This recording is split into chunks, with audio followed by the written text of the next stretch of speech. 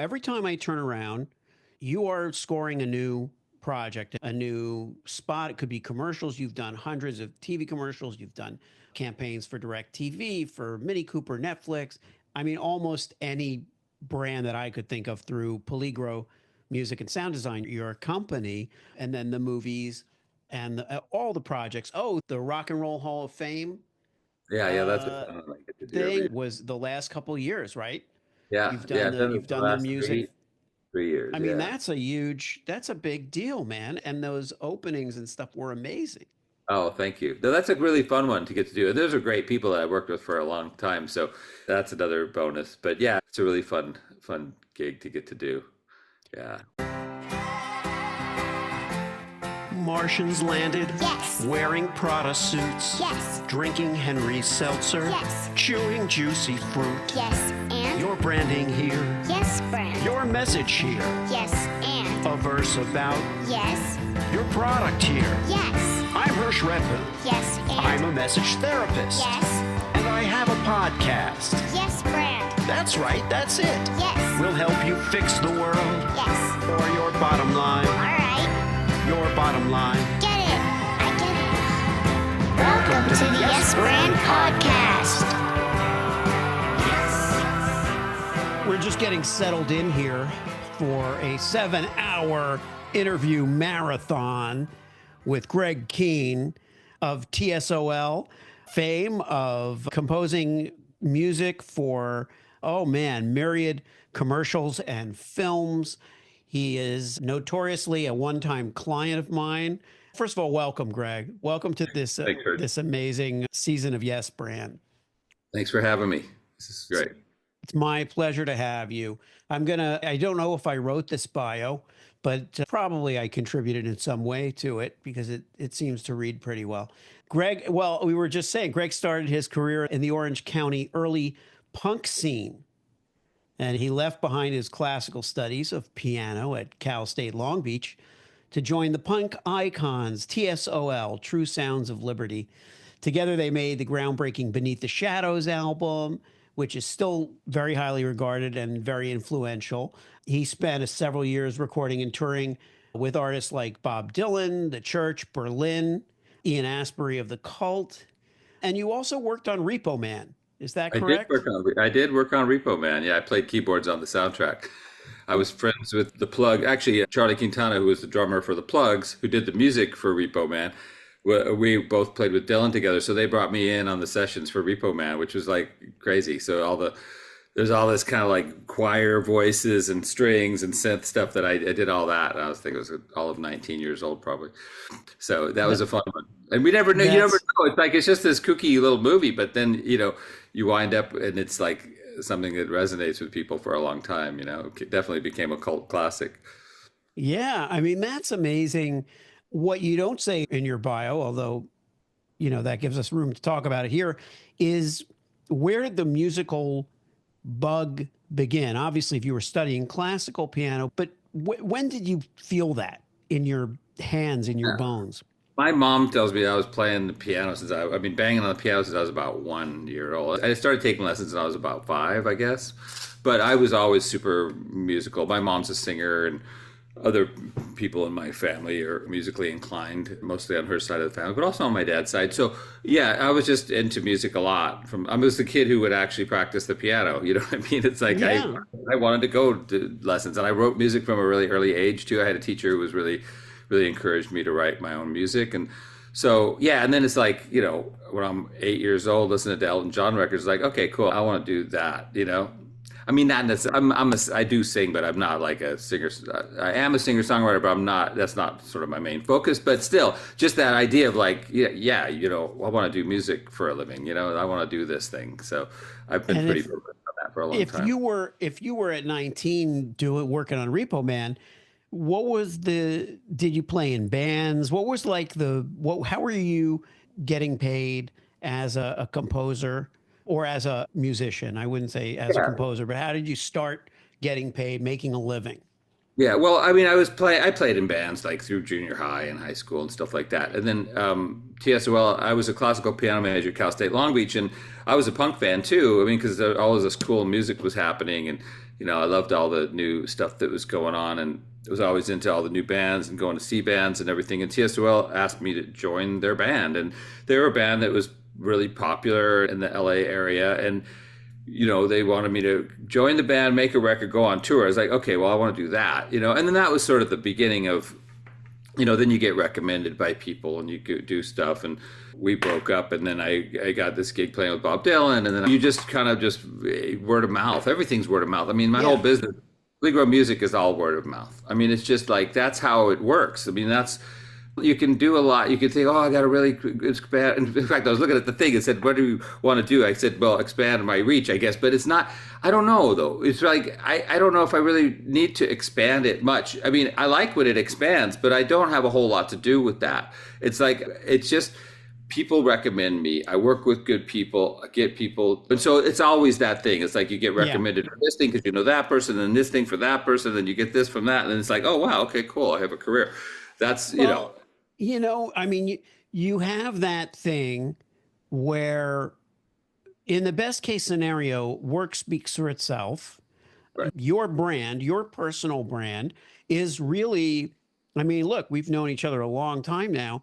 You have a very consistent and solid personal brand where, we used to do some PR and we used to promote the commercials or the movies or whatever you were working on so that people knew that you were doing it. But what really, I think, has worked for you is the relationships that you build. People I see you working over and over again with a lot of great artists. I was going to say that Dylan's still out there, and so is TSOL, right? You guys are. We still play. I mean, I don't play with Bob anymore, but I have fond memories of that time, and he's great and a really cool guy to meet at a formative time and see a little bit into his process and just be, around him. That was an amazing blessing. But yeah, TSOL is really cool because we still play. I mean, it's not like we're going on long tours and stuff because, I mean, it's hard to do that at our age. And also because I have a business that I do, but we make time for that. Like, we just found out we're going to Mexico City in October. That'll be fun. And we play around. We do little groups of shows and go out of town and play places and do things. And people still want us to come. And we just went to China at the end of the year. That was really fun. And did a few shows in China, which is like, that's pretty cool. That is very cool. I wonder what's it like to be a groupie for TSOL? What are the groupies like? Well, it's just fans. It's just friends, They're families. They're families. Well, and it's always the cool thing about being in a legacy punk band, I guess you could say, is that there's always another batch of young people that wants to check that music out, that is into punk rock. And so it really is just like being somebody's uncle, because it's like, oh, wow, these cool kids, like in Shanghai is amazing. And we had this great show there, and there's so many cool like artists and photographers and all these young kids that were just really into punk rock. And it's like, just to hang out with them and just to have them know the words of the songs and bring old records that we'd forgotten about and have us sign those things. It's crazy. It's really, really fun to have some impact like that. Yeah. Well, speaking of kids, your two sons, Elvis and Max, are musicians and have enjoyed quite a bit of success with their bands. What was that like to feel? And again, I don't know if both the guys are still in bands. What are they doing now? Well, they were both in Fiddler for a number of years. Yeah. And then Elvis is living in Austin and writing music for This American Life. That's kind of his main gig. But he also puts his own stuff out. He just put a single out recently, and he just got married too. And yeah, he's great. And, Congrats. And, that's a cool gig. He really loves that. And his wife is an artist and a music supervisor, Mickey Itzigzon. And so they're great. And so, but yeah, during the pandemic, he kind of just realized that, he wanted to go a different way, but he made 3 records, 10 years around the world a bunch of times. And Max is still in Fiddler and he's loving it. They're going to Europe in another 2 weeks. They'll be in Europe for a bunch of shows and festivals, and they have a new record out, and he's a great they're both really great composers and work with me and other music houses too. And so, they grew up in a house where it's like, you can't just be in a band, kid. You know what I mean? You got to figure out how to work this thing, so it's great because they're both really good at that too. So yeah, they can play in bands and they can compose music and they can put out records of their own and play in bands and be session guys, all that stuff. They do all those things. So very proud of them. Yeah, so it's you all have on your resumes that you have backed me up that you've backed me up when I performed with Bear Paw. That's cool. That's the probably not the first thing on the resume, but it did sound good. I mean, the band did sound tight. Awesome. It was great, and it's always so much fun. One of the things that I enjoy about being in the studio with you is that you just love being in the studio. Right. You know, you're turned on by it, you're engaged in it, and you're very versatile. I mean, stylistically, you're really versatile. One of the things that there are a couple things I want to talk about and get into a little more. One is the Megan Mullally thing. Uh-huh. I saw in your resume, musical director for Megan Mullally. I didn't know that. I didn't know that you had worked with her. Yeah. So fill me in a little bit on that.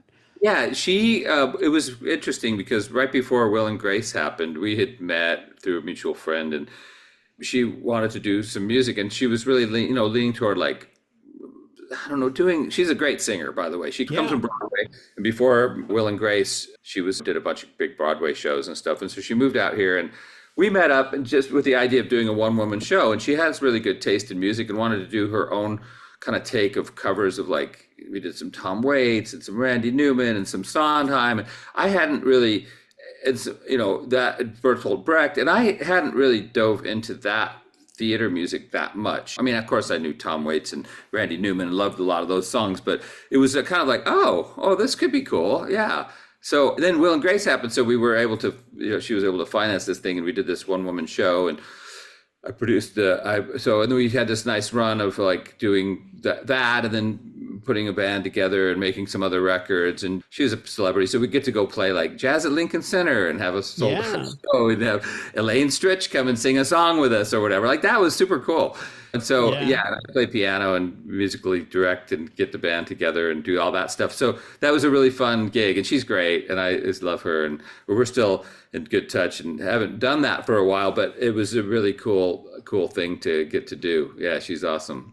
And it's just, it's one of those things. Sometimes you got to go, oh, wow, this is cool. Like this would be a good thing for me to do. I mean, I try to say yes, you know what I mean? You try to say yes to things and sort of venture out as much as possible. Whenever something feels right, I try to go with it. And so that was a cool one. So we made 3 albums and played around a lot of cool places.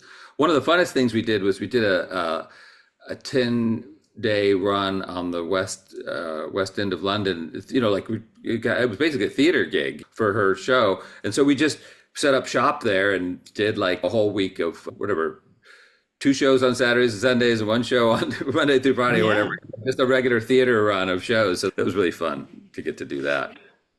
So when it comes to collaborations, you also collaborate quite a bit with the director, Matt Ogans. You've done some great films with him. What was the first documentary that you... Confessions of a Superhero? Yeah. And...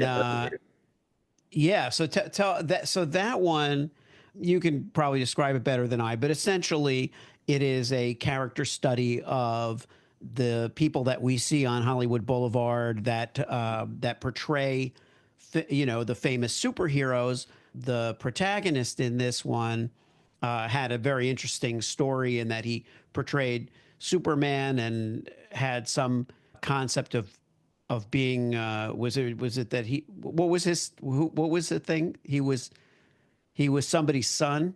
Yeah, he's thought he was, I forget the name of the actress, but yeah, maybe it was George Reeves. Maybe it was George Reeves who he thought he was, or it was Sandy Dennis. I think Sandy Dennis. He claimed Sandy Dennis was his mother. Was his mother, right? Yeah. And so and he was kind of delusional. But it's interesting because that film, And there was other characters who had various degrees of delusion about their potential for success. And, it's like, but you don't want to mock them or make fun of them. I mean, so it's a fine line, right? So that's the thing, like the music helps define what this is. It defines the compassion for people a little bit, but also we're telling a story and sometimes it is a little bit funny, but it's just, you don't want to like make a mockery of them and you don't want to, but we kind of want to, for whatever flaws there are, the humanity needs to come through, right? And so I think that if anything, you try to complete that idea. I mean, that's what I tried to do with the music, to make sure that it's not a mockery, but it's also weird and it's also a little delusional, but it's also like celebratory in that even if you think you're going to be like, you have this gig, dude, like this, you're Superman on Hollywood, but that's it. Like this is Right. it. But that's not so bad. Like that's pretty good. Like be Right. cool with that. You have this gig. I know you want to be a lead actor and all that, but this is this thing that you have, you know? Yeah. Be cool with Yeah. that. So it brings up an interesting topic. It's kind of a more broad topic, which is expectations. The artists, and I think probably anybody. Now that I know so many entrepreneurs and I'm interviewing a lot of people that have their own businesses and not just our world that I came from with the commercial production, post production, artists, actors, composers, all that. But do you feel that there's an unrealistic expectation among artists Always. yeah, Almost what is always. that about? Where does that come from? Well, because we all have drives and aspirations and preferences about where we'd like our careers to go and what we would like to see happen. But I find that it really can be an impediment to good creativity because I keep my expectations low because I don't know what's going to happen. And I'm very bad at prognosticating, I guess is the word, what's going to happen. Like that's not my department. It's not, so I don't worry a whole lot about that. I just try to let go of things pretty quickly. And I'm pleasantly surprised a lot of the time because I'm grateful because I do work on really cool stuff and work on a lot, but it's not because I've planned it. It's not because I've wished it. It's because Yeah. it just happens and I'm paying attention enough to be able to say yes at the right time and be a good person to have in the room and be a good creative partner. It's not because I've willed it to be. And so if you're well wrapped up in expectations, then you're kind of trying to will that to happen. And it's not, I don't roll that way. It does. And it's not that I never have, it's that I don't find it purposeful. So I don't bother anymore. It's like, I don't know. It's not up to me. Though I'm not in the results business. I'm really not in the results business. That's not my game. I'm in the show up business. I'm in the try to say yes business. I'm in the discernment business. I'm in the smell the bullshit business. Yeah.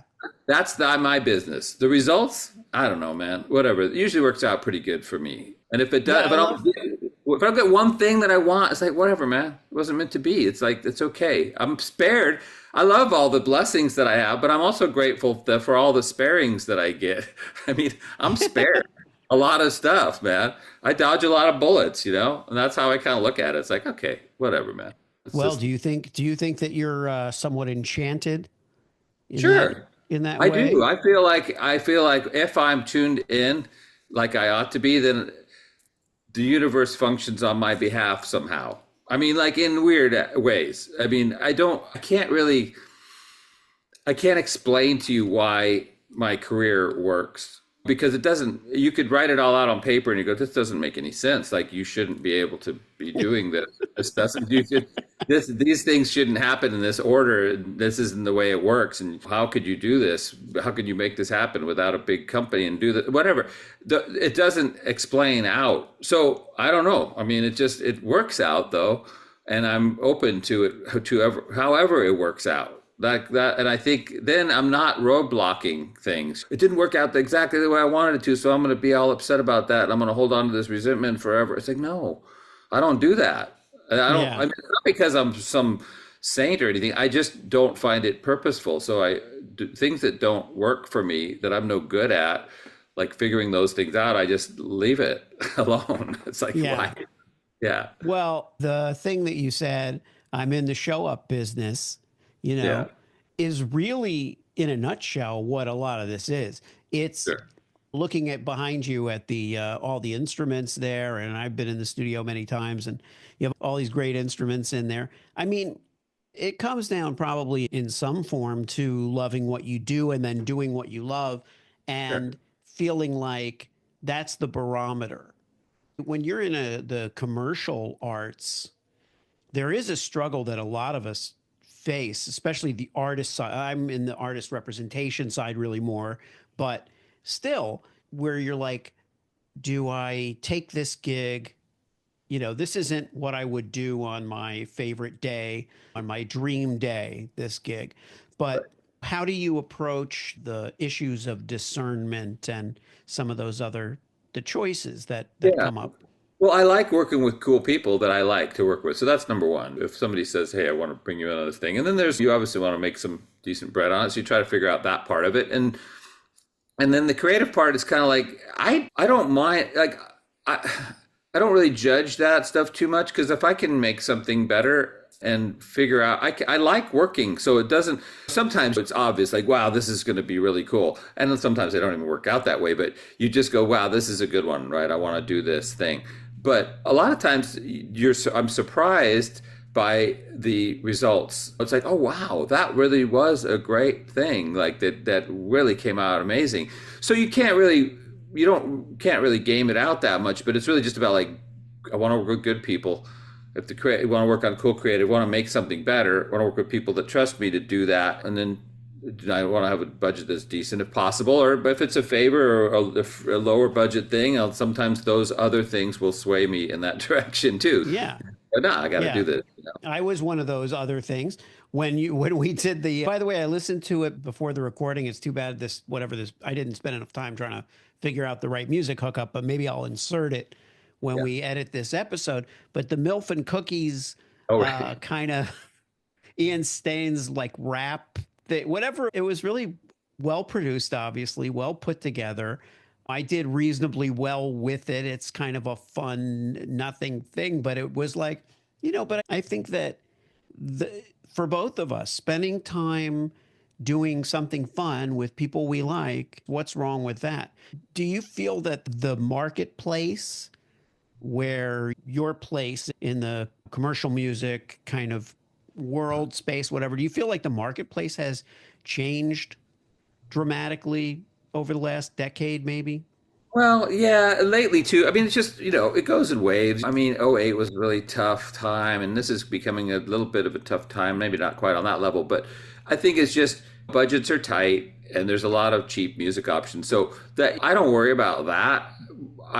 When people make music important and they say, well, we really want you to write something for this because this is special for us. It's like, okay, that's cool. And I also have a lot of music that I can license to people, and I'm always trying to figure out a way to make something work. But I'd say it has been it's a little bit challenging because music isn't even sometimes lately used to, like, it's not even a consideration. It's like they don't consider that thing. Like, well, not even like, well, we need some money for a Pond 5 track or whatever. Like, that's not even in their budget or whatever. But that's the lowest common denominator of possible music options. So it can be like that, but I don't worry too much about that. I just figure things come around to me that are supposed to come around to me, and I help out whenever I can. And a lot of times when something's important, when music is important, people find money to do music. And so I benefit from that. So I have a lot of people that have worked with me and I don't do every single job that they do. I mean, it used to be that sometimes you'd get on,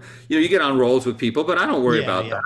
But once, when the time's right and the stars align, it's great to get to work with people that you've worked with before. I have a lot of people that just try to get me in on every job they do, but they can't always make that work. And that's fine. You just go, okay, whatever, man, we'll work when we can. It's not a big, I just don't worry about it. It comes back to those expectations, I think, and those worrying about what other people are doing it's just, when it works out, it's great. Yeah. I'm happy to help. Make something, I'll make it better. I put a piece of temp music in there, I'll make it better than that because I'll make it connected to the film. I mean, I really like writing music to picture, and that's, so that's a thing that I do, try to make stuff better. I'm the last writer. Yeah. I think there's also an emotional element to, like I said, you're versatile. You've got all kinds of different types of music in your commercial work, and obviously you're playing metal, you're playing punk, you're playing all kinds of stuff.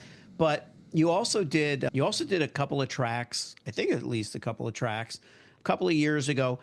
Medicine Man, was it called Medicine Man? Oh yeah.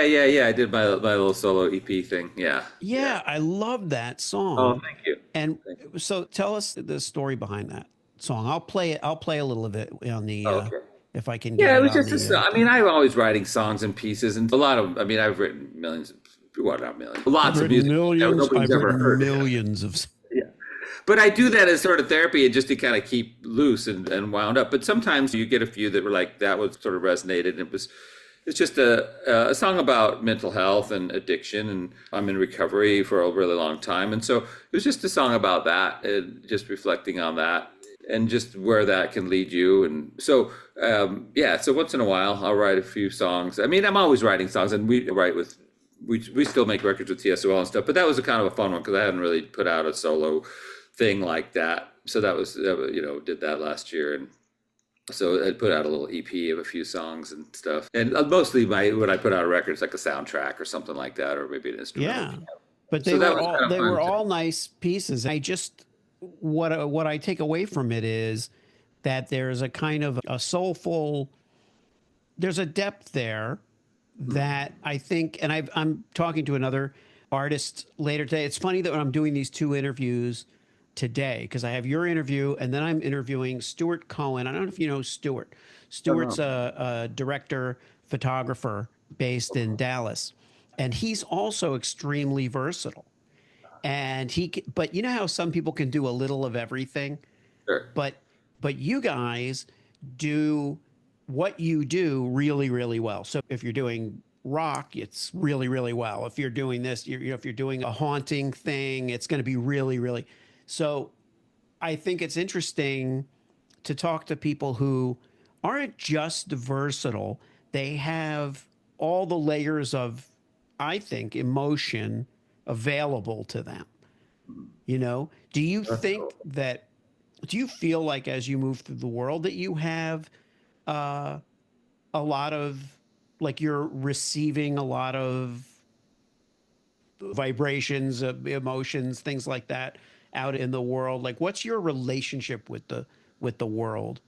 Yeah. Well, I mean, in terms of, you try to be, I mean, that's the other thing about being in recovery is that you try to tap into something greater. And I do try to feel, I'm able to write music on a deeper emotional level than before because I could really feel things. And so even if it's something that seems trivial, I still really feel it. Like I want to feel good about what I'm doing. I want to feel that I'm making something better. And so, yeah, I'm trying to tune into that all the time, tune into those feels, man. You know what I mean? Because it's like, yeah, I rely on those emotions. I mean, it's not just math. I mean, look, I've been doing this a long time, so I'm pretty competent in a lot of different musical styles, and I'm pretty good at getting my head around stuff quickly. I play a lot of instruments, and so I do have some technical background that helps all that. But then but it's also, I think it's just trying to tap in to what's going to make something better and what makes me feel emotional about something. Like if I'm working on a piece of emotional music for a commercial or whatever, it's like, I really want to feel it. And if I'm feeling it, then I think somebody else will feel it too. I mean, so you just try to like trust that, trust that thing. It's not just about I think when I was younger and a little more of a hotshot musician or whatever, you're just impressing people and you're like doing stuff that's like, wow, that's amazing. Like you're very technically great or whatever. I mean, that's fine to have some chops or whatever, but that's not the point. You know what I mean? Yeah. The point is like to have some emotional content where I want people to feel stuff. It's like, oh my God, that was so heavy. That's cool. I like that. Like I made something better. Take something to another emotional level. Even if it's like a scary emotion or whatever, but I mean, a lot of time, whatever that is, like, how do we enhance that? How do we kind of make that, in terms of writing the picture, how do you make that more complete? How do you help that? Well, a phrase that you have used a lot in this conversation is make it better, which is very interesting and I think telling. Do you know you got this inclination to make it better, make things better, to improve things? Yeah, well, it's also, you could say, make yourself useful, because it's like, you do want to be. That's a little less, Yeah, because that's part of it. It's like, what's the point of having me on this instead? Why don't you just license the track? Well, because I'm gonna add something and we'll be able to develop that, and you're not just gonna have to make a music video to this licensed piece of music or whatever. So, yeah, I don't know. I think it's just, like I said earlier too, I wish I got to figure out who actually said this quote in the first place, but the composer composer is the last writer, and so I think about that. It's like I'm the last chance of, whatever, if I'm working on a film or I'm working on a commercial or working on a TV thing or whatever. It's like there's a script, you shoot that script, and then I write something. I'm the last writer on the thing. And I don't mean that to sound like, oh, wow, I'm the last writer. But I think that's a big responsibility. And I think it's important in terms of like, well, how do you make this thing complete or whatever, hopefully better, but at least I'm going to help it. I want to just like, the music's going to do something to it. You watch a film without music, it's like hard to watch. You watch a spot without music, you're like, yikes. It's like sometimes, it's like pretty pictures, but you don't understand the emotional content sometimes, So I help explain, maybe the music helps explain the emotional content or direction, or help that along a little bit, help those images be more resonant. It's just from doing it a long time and realizing that's my role kind of. Yeah. And in these times, these are challenging times. We're recording this in a weird moment out in LA with these demonstrations that are being, it seems exploited or manipulated in some way, without getting too much into politics of it. But definitely, I know I don't even live in LA anymore. And when and I'm still very connected to the temperature of what's going on there. You've lived there. I mean, I don't know if you've lived there your whole life in I California. grew up in Orange County and I've lived in LA right. for 35 years or something. So yeah, I mean, it's my hometown, and I've lived through the riot, 92 riots. I was in my house then, and it's it's hard to see that stuff happen. And I feel deeply for people that are in these tough spots, and certainly understand the need to protest that. And but it's hard to figure it all out. And so you just, I don't always have to know the answer. I don't always have to have a big opinion. That doesn't mean I don't care. It means that I don't have to be able to pontificate about that. I'm processing it and thinking about it, and certainly have my feelings about it, but I don't really even like to share those that much, because mostly it's just preaching to the choir. So do I need to say it? Like everybody's saying it. I'm trying to be kind to people. Yeah. Trying to be loving to people, trying to be understanding, trying to be encouraging, trying to be thoughtful about my friends who are scared. Because I have friends who are in that position, man. I mean, woman, Sylvia is cleaning our house right now. I mean, I'm worried about her. I don't want her to get into trouble. I mean, the guys are going to come and do my garden today. I'm worried about them. I don't even know what their status per se, but it's like, I don't want them getting dragged off somewhere or whatever. So I'm just trying to, rather than be angry about this, I'm going to try to bring it locally, trying to be kind, trying to be compassionate, try to be understanding, and, try to be a voice of reason. Because if everybody's just pissed and yelling, it doesn't do a whole lot of good, I don't think. I mean, we can preach to the choir all we want. I mean, you go on Facebook and all your friends feel the same way, and you're like, okay, but this and this and this, and you're like, yeah, I know, but what are we gonna do?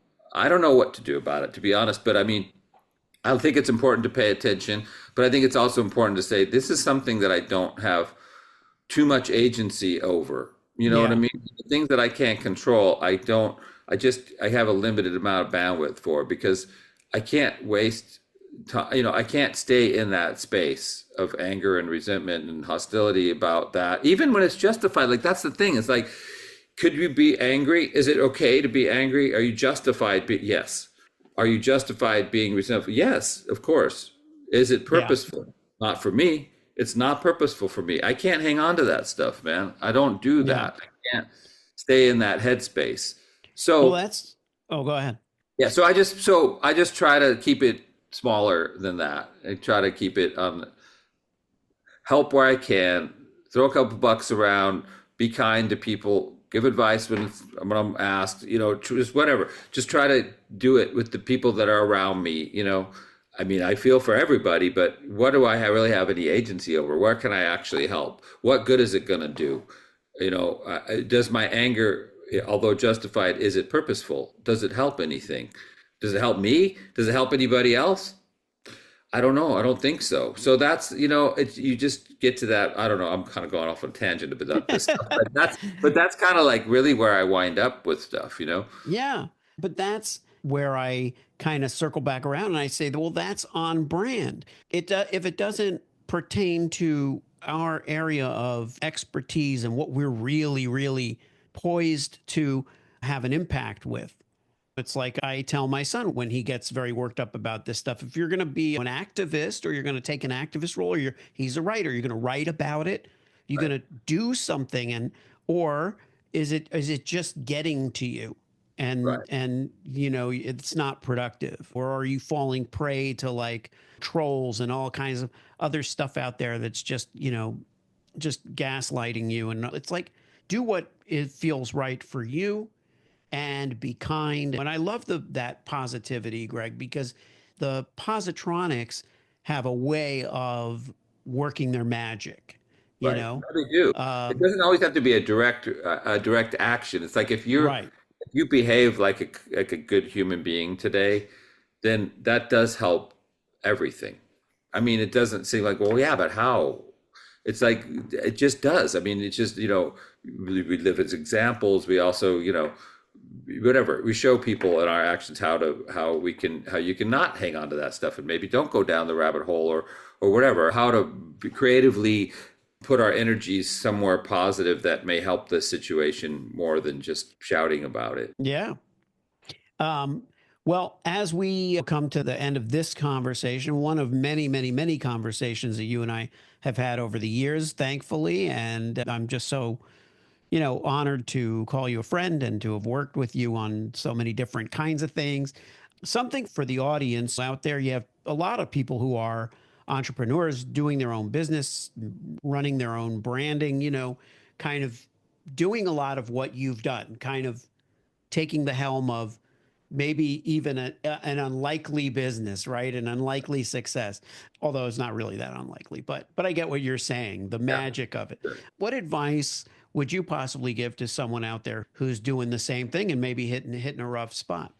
I would say just make sure you're doing something that it's because you love doing it, or find the love in it if it's not something you started out loving doing. But sometimes, if it's because you are determined for this thing to succeed at all cost, then it's kind of like, well, we all have to look at that.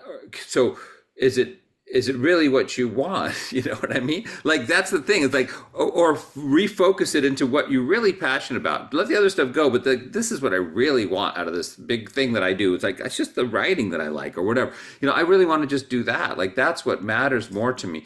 And so, or the other thing is too. Sometimes it's like if you've lost the joy in it, or it's changed.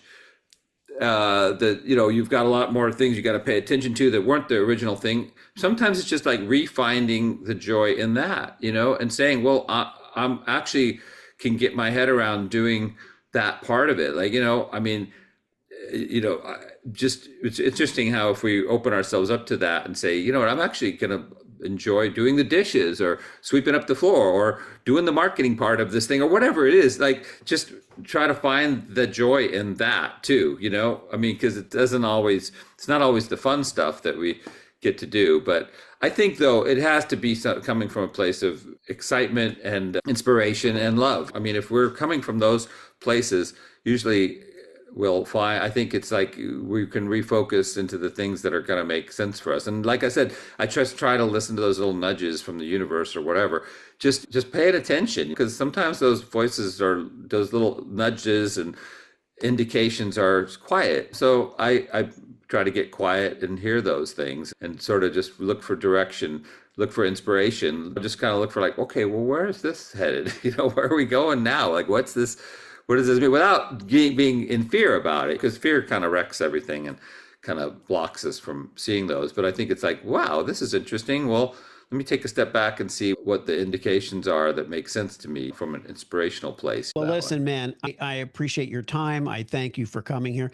Just let the audience know where they can find you.